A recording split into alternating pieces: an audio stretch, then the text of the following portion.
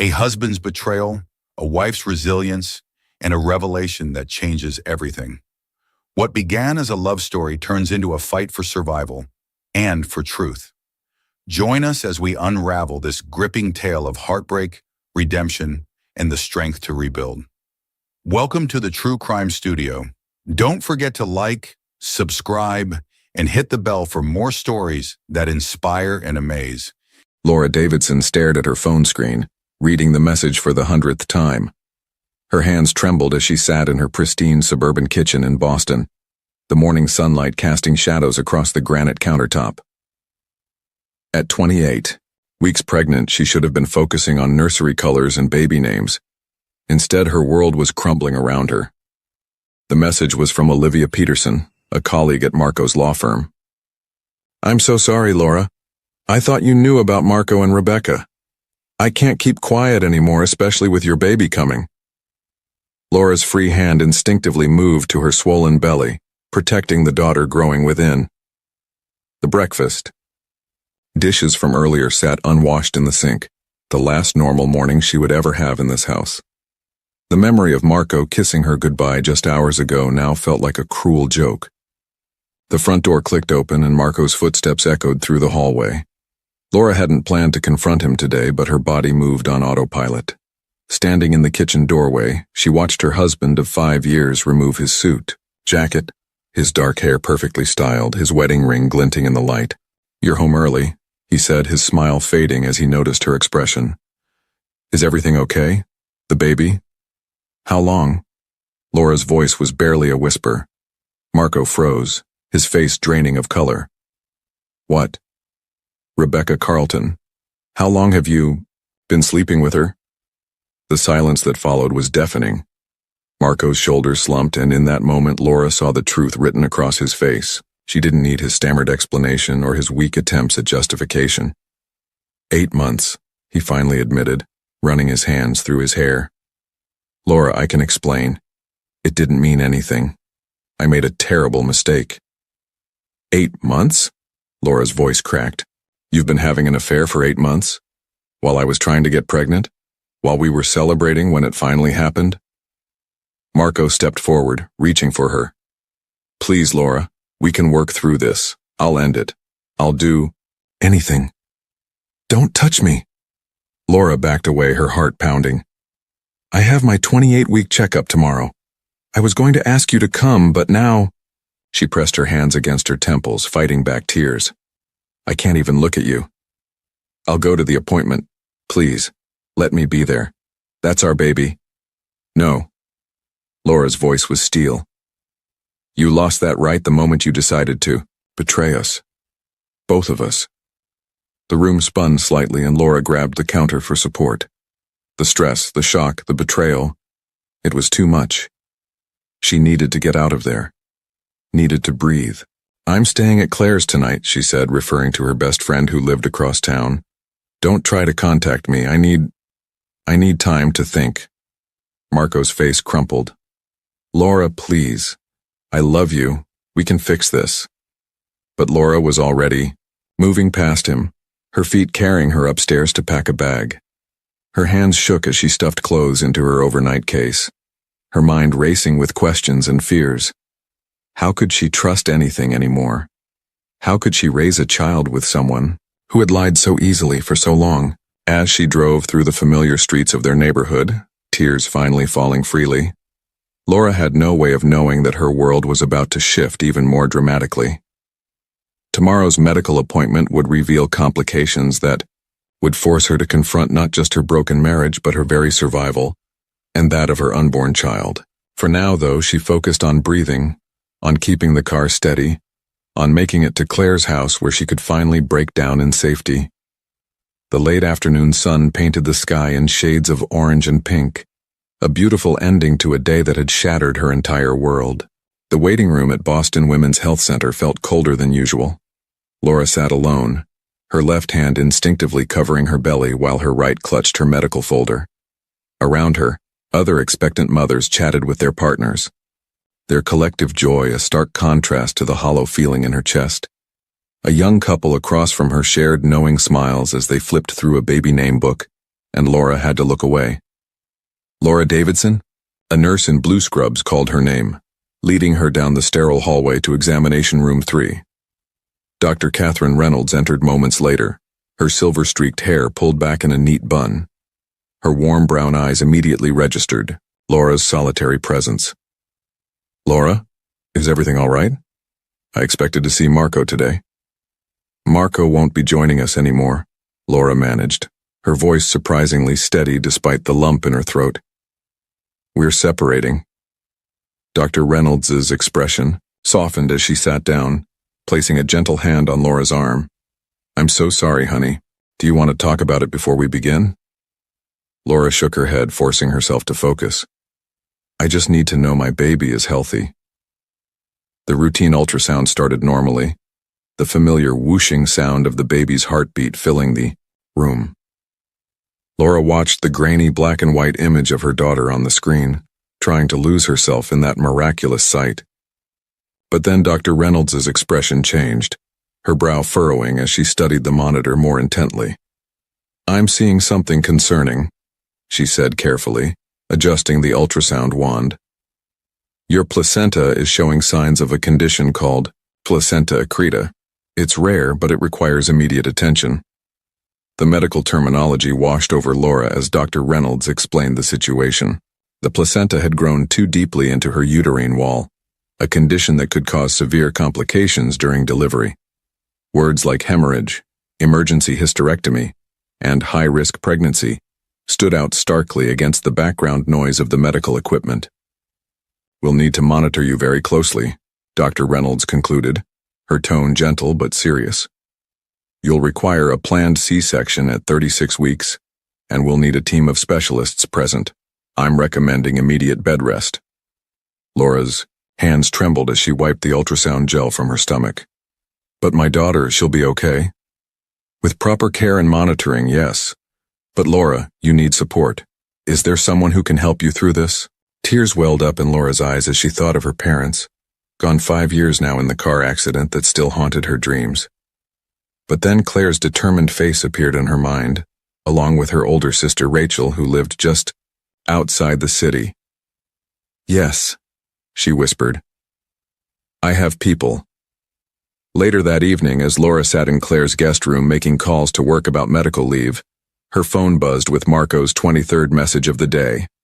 She almost ignored it, but something made her read it. "Please, Laura. Olivia mentioned your appointment. Whatever's happening, you shouldn't go through it alone. Let me help." Laura's finger hovered over the delete button, but instead, she found herself typing. "The pregnancy is high risk. I need complete peace and no stress. That means no contact unless it's about the baby's health or legal matters. Please respect that."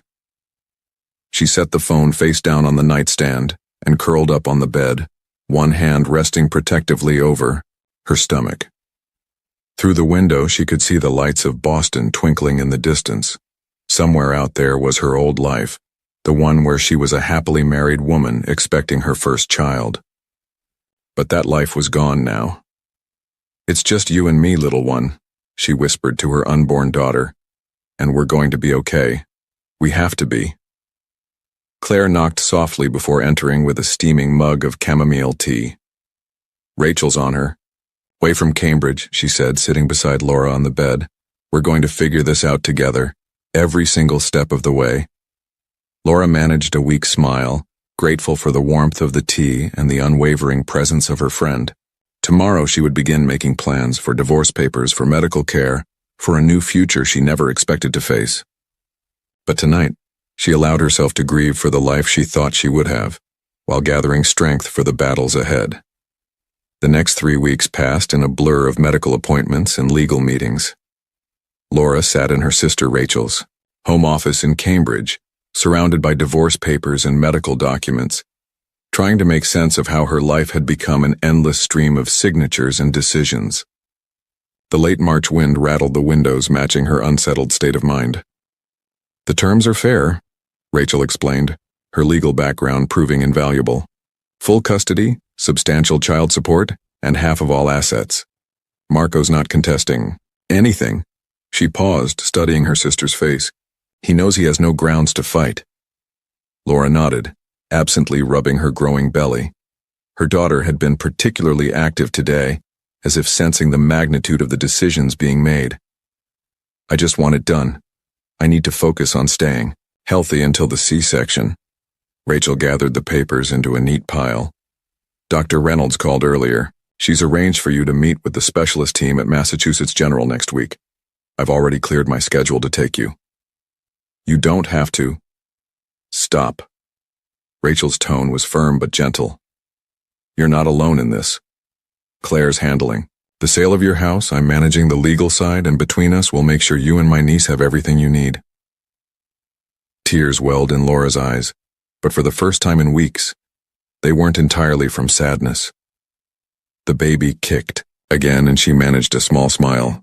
She's going to have the best aunt and godmother ever. Speaking of which, Rachel hesitated. Marco's mother called me. She wants to see you. Laura's smile faded. Eleanor Davidson had always been kind to her, treating her like a daughter, rather than an in-law. The thought of facing her now with her marriage to Marco in shambles made her chest tight. I can't, Laura whispered. Not yet. It's too much. Rachel nodded understandingly. I'll handle it. You just focus on rest and staying stress-free. She glanced at her watch. Claire should be here soon with dinner. The realtor called her. There's already an offer on the house. The news should have been relieving, but Laura felt a fresh wave of grief. That house had been meant to be their family home. They'd spent months choosing the perfect nursery color, debating between soft yellow and gentle mint green. Now someone else would paint over their dreams, replace their memories with new ones. I found a small apartment in Brookline, Laura said, changing the subject. It's close to the hospital and has excellent schools nearby. Once the house sells. A sharp pain in her abdomen cut off her words. Laura gasped, clutching her stomach. Laura? Rachel was instantly at her side. What's wrong? I don't know. Laura breathed through the pain. It's probably nothing. Dr. Reynolds said some discomfort is normal. But Rachel was already reaching for her phone. We're not taking chances. I'm calling an ambulance. The next few hours passed in a haze of hospital monitors and concerned medical staff. Dr. Reynolds arrived quickly, her presence both reassuring and worrying. After a thorough examination, she delivered her verdict. It was a warning sign, she explained. The placenta is causing more complications than we initially thought. I'm admitting you for the remainder of your pregnancy. We need to monitor you and the baby, 24/7. Laura stared at the hospital ceiling, feeling the weight of this new reality settle over her. 6 more weeks of pregnancy, all of them to be spent in this sterile room. She thought of the apartment in Brookline, of all her careful plans now thrown into chaos. Rachel squeezed her hand. I'll handle everything.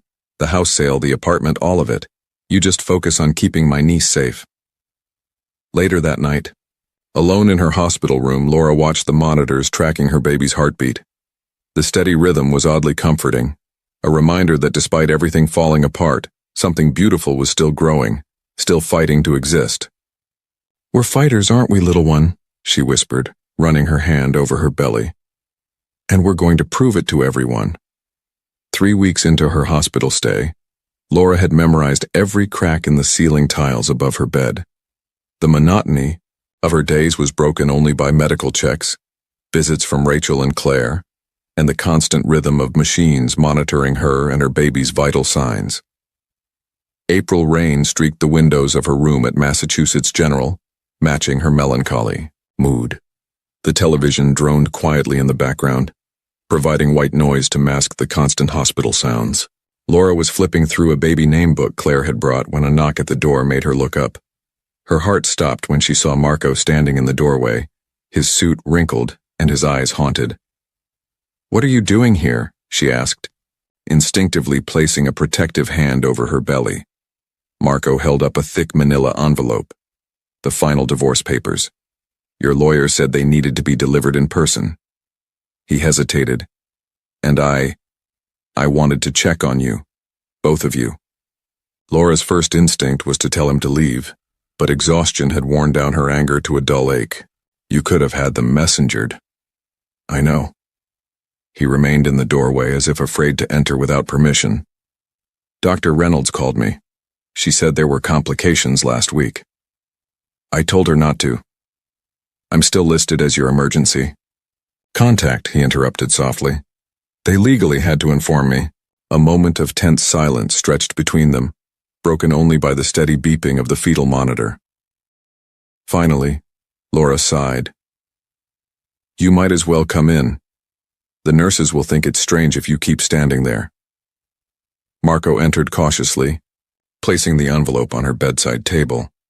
His eyes darted to the monitors, trying to make sense of the numbers and waves. Is she okay? The baby? She's fighting, Laura replied, unable to keep the pride from her voice. The doctors say she's strong, developing well despite everything. She didn't add that everything included the stress he had caused. Like her mother, Marco said quietly, and Laura felt tears threatening. She blinked them away, refusing to let him see her cry again. I've been thinking about names, she said, changing the subject. I want something strong, something with meaning. Marco nodded, his hands fidgeting with his tie. Your sister mentioned you found an apartment in Brookline. Yes, it's small, but... Laura broke off as a sharp pain shot through her abdomen. The monitors began beeping more rapidly. Marco's face paled. Should I call someone? No. Laura breathed through the discomfort, the way her nurses had taught her. It happens sometimes. The doctors say it's normal with my condition. The pain subsided, but Marco remained tense, hovering uncertainly. I've been seeing someone, he blurted out. A therapist, I mean. Trying to understand why I destroyed everything good in my life. Laura looked at him then, really looked at him for the first time since he'd entered. The polished lawyer she'd married was gone, replaced by someone who seemed smaller, more vulnerable, but she couldn't afford to care about his journey of self-discovery. Her focus had to be on survival, hers and her daughter's. I hope it helps you, Marco, but I can't be part of your healing process. I need to focus on mine. He nodded, understanding in his eyes. Of course, I want you to know that whatever you need, whenever you need it, I'm here. No strings attached, no expectations. Just help, if you want it. Before Laura could respond, her afternoon nurse bustled in. Time for your checkup, Mrs. Davidson. Oh, I'm sorry, I didn't realize you had a visitor. He was just leaving, Laura said quietly. The papers are signed? Marco nodded, already backing toward the door. Everything's there. Take care of yourself, Laura, and thank you for letting me see you. After he left, the nurse checked Laura's vitals, chatting cheerfully about the improving spring weather. But Laura barely heard her, lost in thoughts of the past and the future. Her daughter kicked, a strong movement that made the monitor jump. Still fighting, little one? Laura whispered once she was alone again. Good, because Mommy's going to need all the strength she can get. She picked up the name book again, but her eyes drifted to the manila envelope. Inside were the papers that would officially end her marriage, but they would also mark the beginning of something new, a life where she made all the decisions, where she could be both mother and father to her daughter. It was terrifying and empowering all at once. Outside her window, the April rain had stopped, and a weak sun was breaking through the clouds. Laura watched the light change, thinking about strength and forgiveness, and the different shapes healing could take. The morning of May 15th dawned clear and bright, but Laura barely noticed the perfect spring weather outside her hospital window. Today was the day, 36 weeks exactly, and her planned C-section was scheduled for noon. She'd barely slept, spending most of the night watching the monitors and talking softly to her daughter. Mrs. Davidson, a young nurse entered, checking the monitors. The surgical team will be here in an hour to prep you. Are you ready? Laura nodded, her throat too tight for words.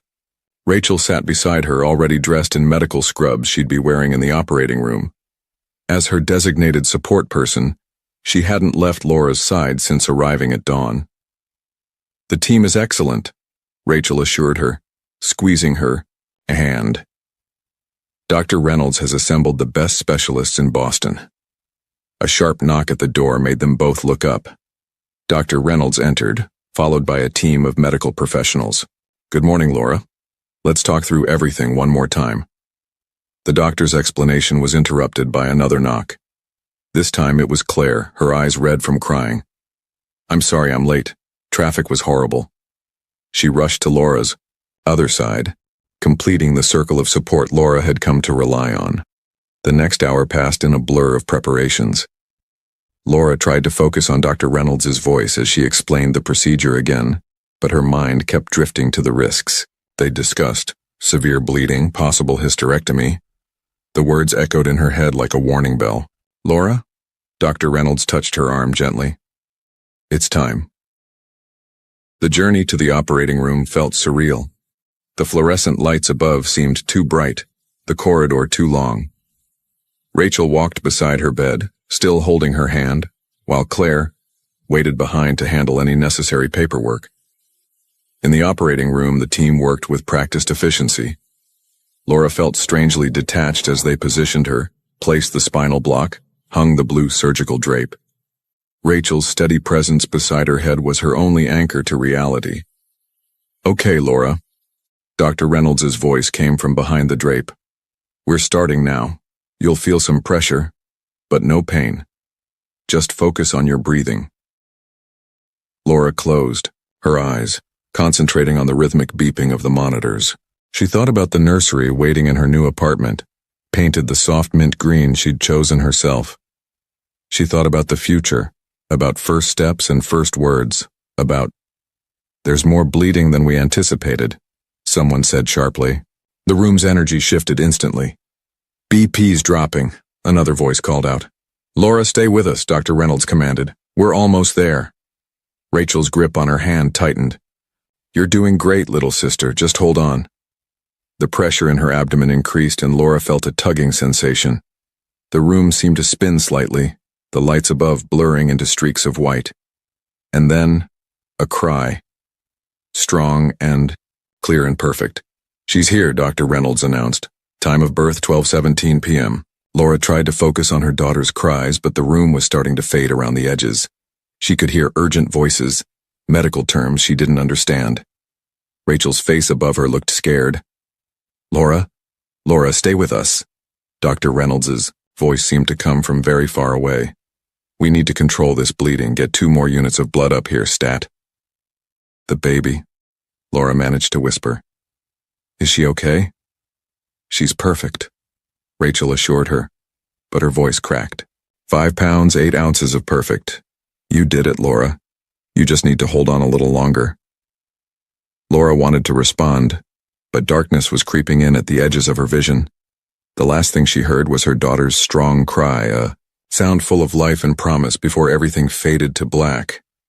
When she opened her eyes again, the first thing she noticed was the soft beeping of monitors, different from the ones she'd lived with for weeks.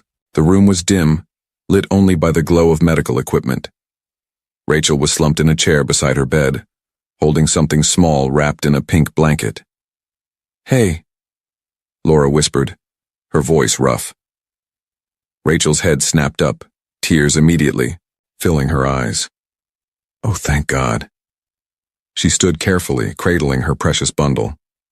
"Someone's been waiting to meet you properly."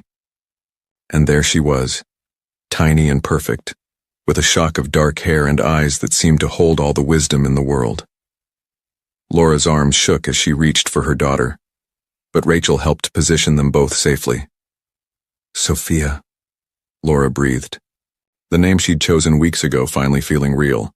Sophia Rachel Davidson. Her daughter yawned, tiny fingers flexing against the blanket, and Laura felt her heart expand with a love so fierce it took her breath away. In that moment, every struggle, every pain, every tear had been worth it. Sophia was here. She was healthy, and they were both alive. They were survivors, they were fighters, and they were just beginning. 2 months after Sophia's birth, Laura stood in her Brookline apartment's kitchen, gently swaying as she heated a bottle with one hand while holding her sleeping daughter against her shoulder. The morning sun streamed through the windows, casting a golden glow across the small but cozy space she now called home. "Almost ready, sweet girl," she whispered, testing the milk temperature on her wrist. Sophia stirred slightly, making the tiny snuffling sounds that never failed to melt Laura's heart. A soft knock at the door announced Rachel's arrival for their daily morning check-in. "Look who's already mastering the one-handed bottle prep," her sister said admiringly, setting down a bag of groceries. "Necessity is quite the teacher," Laura replied with a tired smile. The physical recovery from Sophia's birth had been challenging, but the emotional healing was proving to be an even longer journey. The realtor called yesterday. The house sale is finally closing next week. Rachel paused in unpacking the groceries. "How do you feel about that?"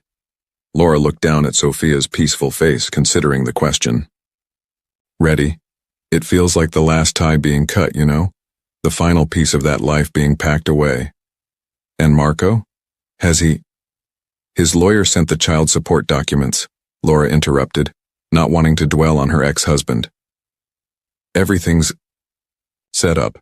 He's respecting my boundaries, keeping communication strictly about Sophia and legal matters."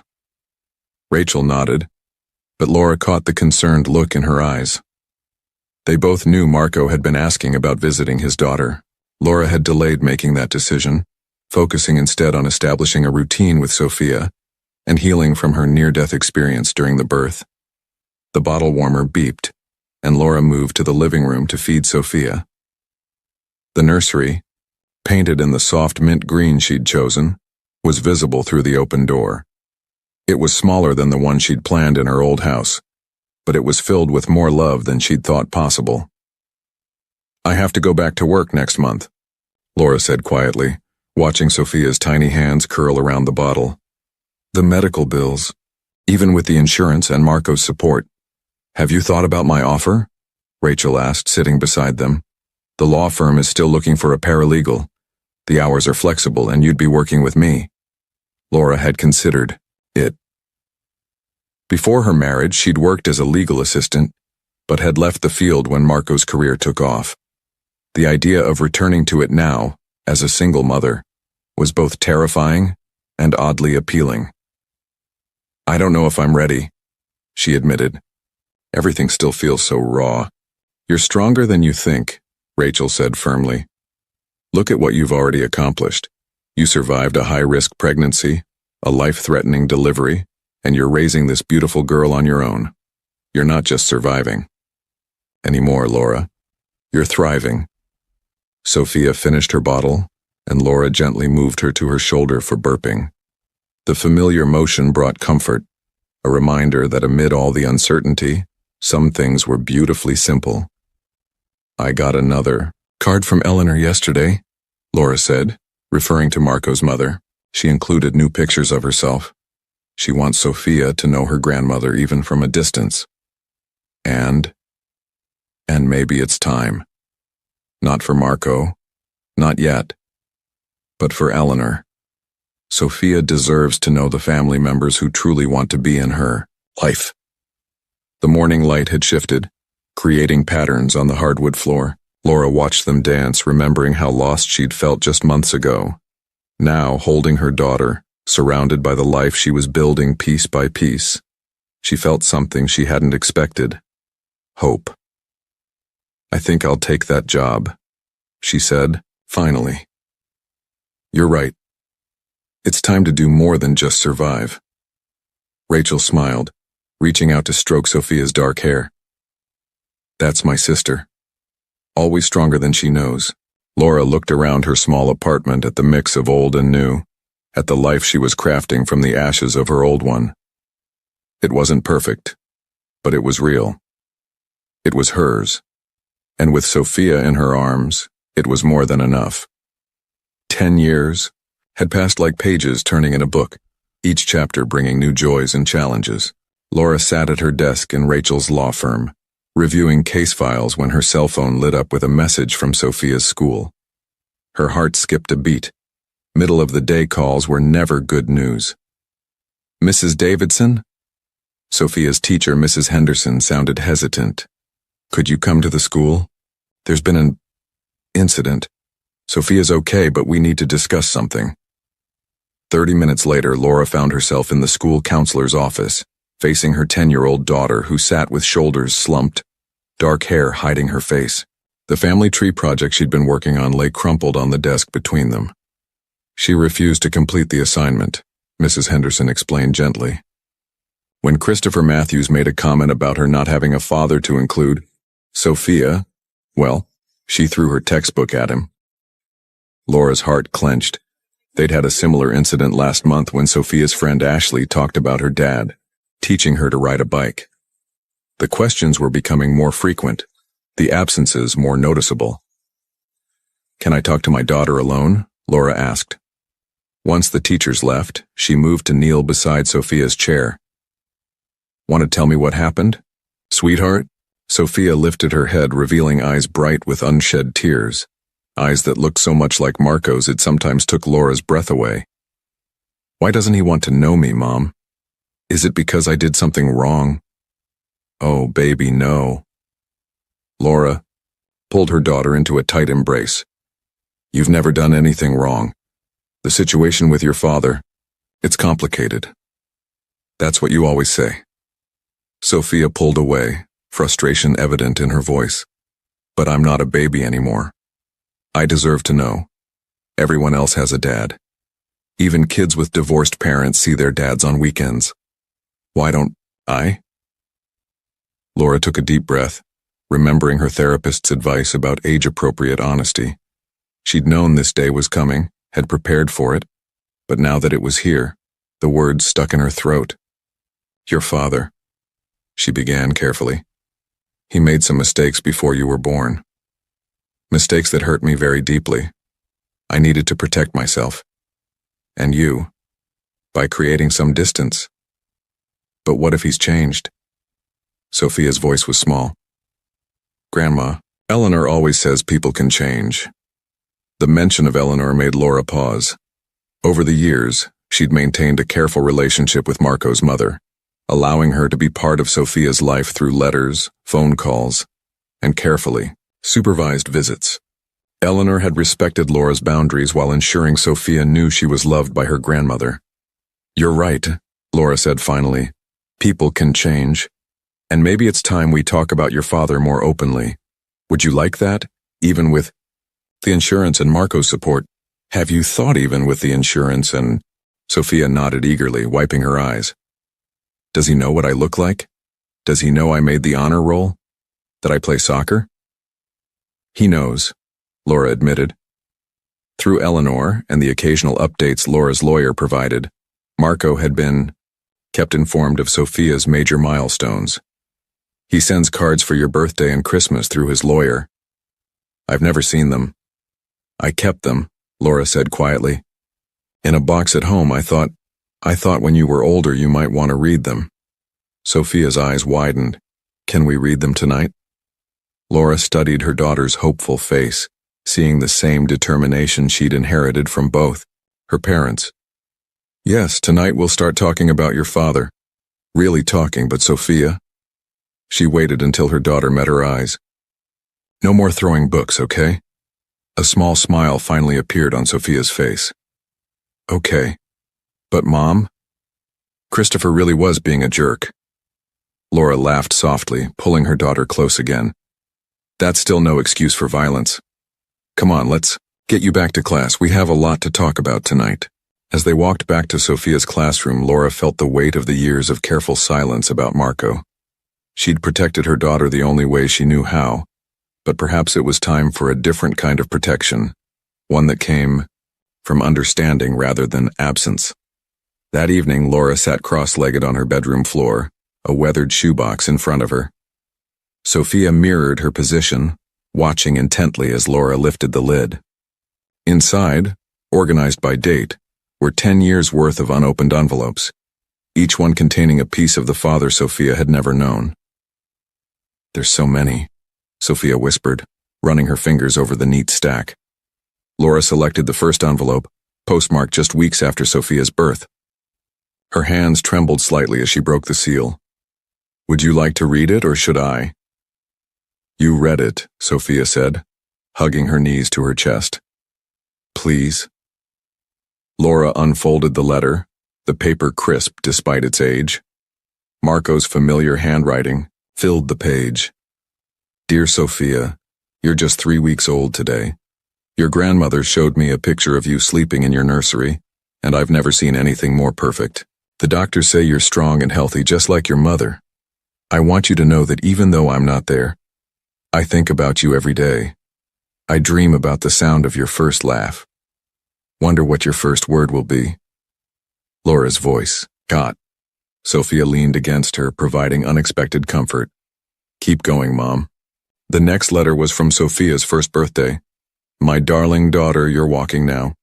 Your grandmother told me you took your first steps last week. I imagine you toddling around, discovering the world with that fearless spirit babies have. I hope you know that every milestone, every achievement brings joy to my heart even from afar. They read through the years. Sophia's first day of kindergarten, her 7th birthday when she lost her first tooth, her first soccer game. Marco had marked each moment with words full of love and regret, pride and longing. He never forgot anything, Sophia said softly, holding a recent letter describing how proud he was of her honor roll achievement. But Mom, if he cares this, Hutch, why didn't he fight harder to see me? Laura closed her eyes, memories washing over her. Sometimes when people know they've done wrong, they try to respect the boundaries others set, even when it breaks their heart. Your father, he knew I needed space to heal, to raise you without the complications of our past. Do you still need that space? Sophia's question hung in the air, heavy with implication. Before Laura could answer, they came across a letter that made her pause. It was dated just 2 months ago, and unlike the others, it was addressed to her. Laura, Sophia turns 11 next month. Every year I've honored your wishes, staying in the background, watching our daughter grow through photographs and secondhand stories. But recently, I've been having health issues. Nothing critical yet, but it's made me realize how much time I've lost. I'm not asking to disrupt the life you've built, but if there's any chance Sophia might want to know me, I'm ready to do whatever you think is best. I've spent these years trying to become someone worthy of being her father. Marco. Laura felt Sophia's hand slip into hers. Mom, are you crying? She hadn't realized tears were falling until Sophia pointed it out. Happy tears, I think. Sometimes life gives us second chances when we least expect them. Does this mean? Sophia hesitated, hope flickering in her eyes. Could I meet him? Just once? Laura pulled her daughter close, breathing in the lavender scent of her shampoo. The past decade had been about protection, about healing, about building a fortress around their little family of 2. But looking at the letters scattered around them, physical proof of a father's enduring love, she wondered if perhaps the greatest protection now would be letting down those walls just a little. Yes, she whispered, surprising herself with how right it felt. I think it's time, but we'll do it carefully, okay? Step by step. Sophia's smile lit up the room. Step by step, she agreed, gathering the letters with reverent care. Can we read more?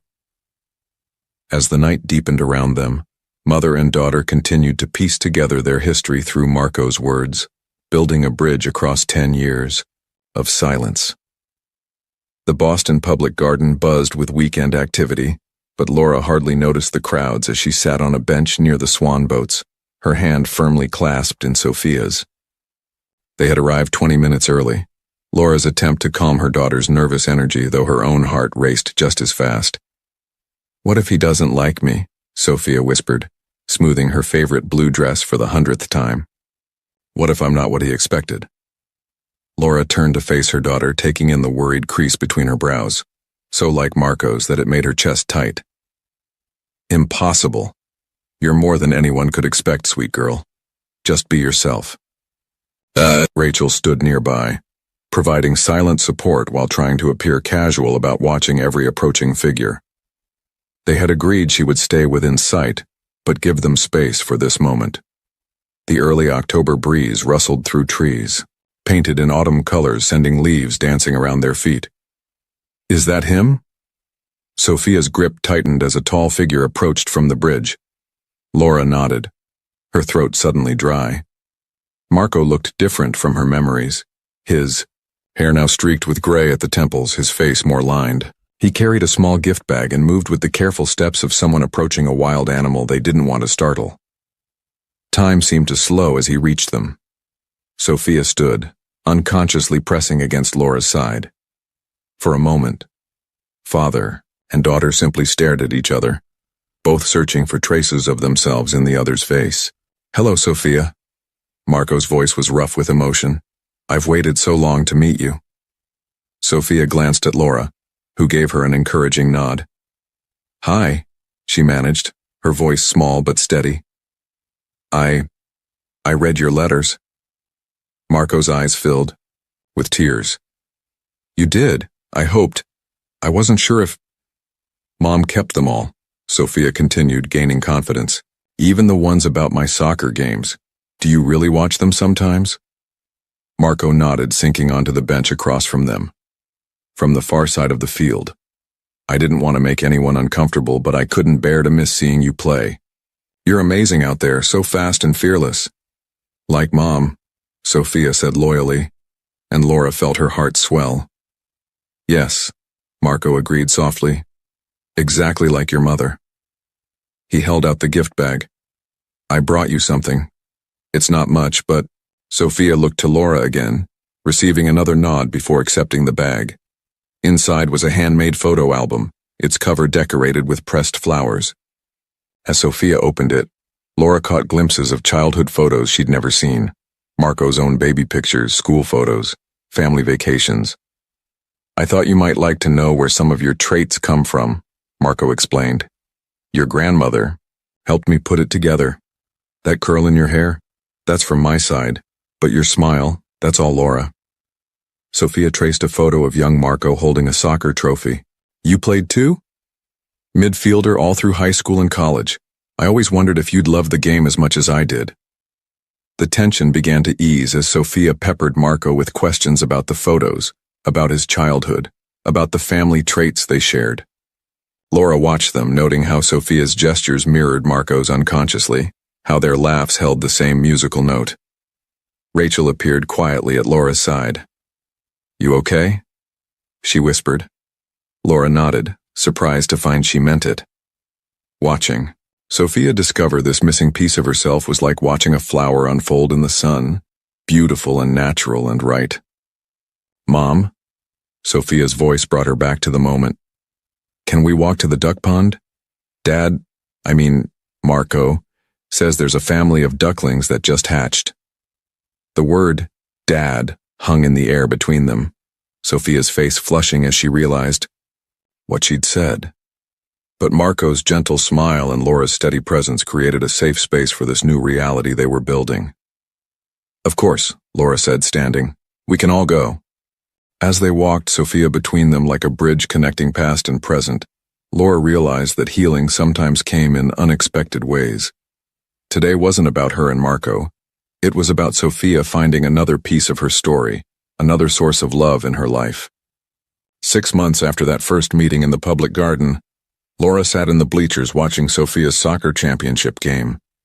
The spring sun warmed her face as she observed her daughter darting across the field, her blue jersey a blur of motion. Marco sat several rows away with Eleanor, respecting the careful boundaries they'd established during their monthly family counseling sessions. The past months had brought changes none of them had expected. Sophia's relationship with Marco had grown steadily, nurtured by weekend visits, soccer practices, and quiet conversations over hot chocolate at the cafe near his office. Laura had watched her daughter bloom with this new connection, filling in empty spaces she hadn't even known existed. "Go, Sophia!" Eleanor's voice rang out as Sophia stole the ball from an opposing player. Laura smiled, remembering how nervous she'd been about involving Marco's mother more directly in their lives. But Eleanor had proved to be a steady presence, never pushing, always grateful for whatever time she was given with her granddaughter.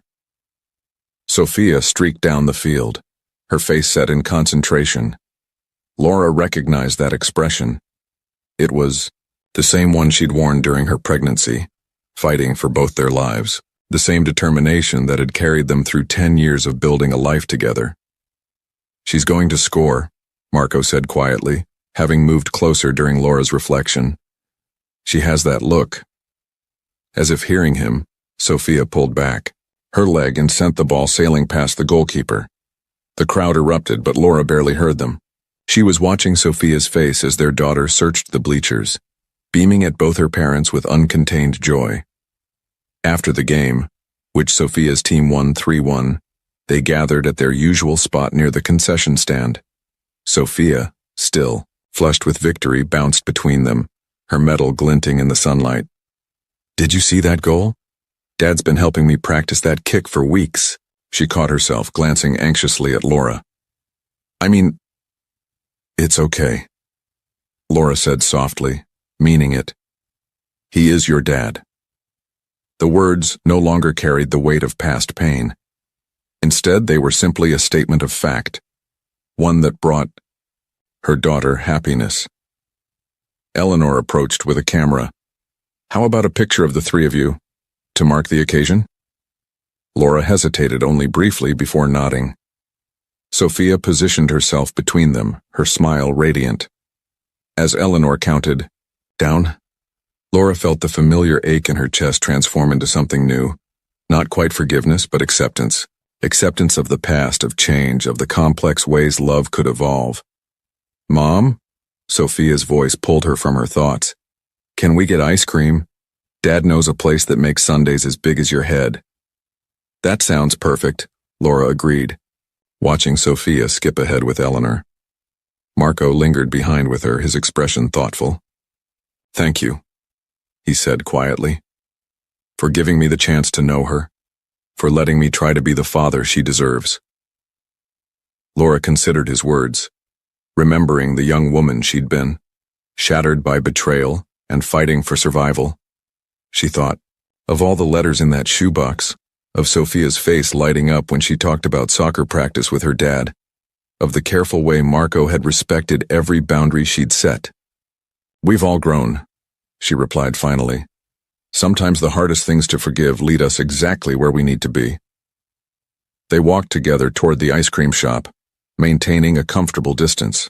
Ahead, Sophia was animatedly describing her winning goal to Eleanor, her hands gesturing wildly. Laura watched her daughter, their daughter, and felt at peace with the journey that had brought them here. Life hadn't turned out the way she'd planned 11 years ago, but maybe it had turned out exactly as it should. Sophia had both. Her parents' love, Marco had found redemption in fatherhood, and Laura had discovered that true strength sometimes meant letting go of old pain to make room for new joy. As Sophia ran back to grab both their hands, pulling them forward with infectious enthusiasm, Laura realized that some stories didn't need perfect endings. They just needed real ones, filled with truth and growth and hope for tomorrow. This story reminds us that life's greatest challenges can lead to the most unexpected transformations. Laura's strength shows us the power of resilience, forgiveness, and the courage to create a brighter future. If this story moved you, please like, subscribe, and hit the bell to join us for more powerful tales from the True Crime Studio. Thank you for watching, and may your days be filled with strength, hope, and endless joy. See you in the next story.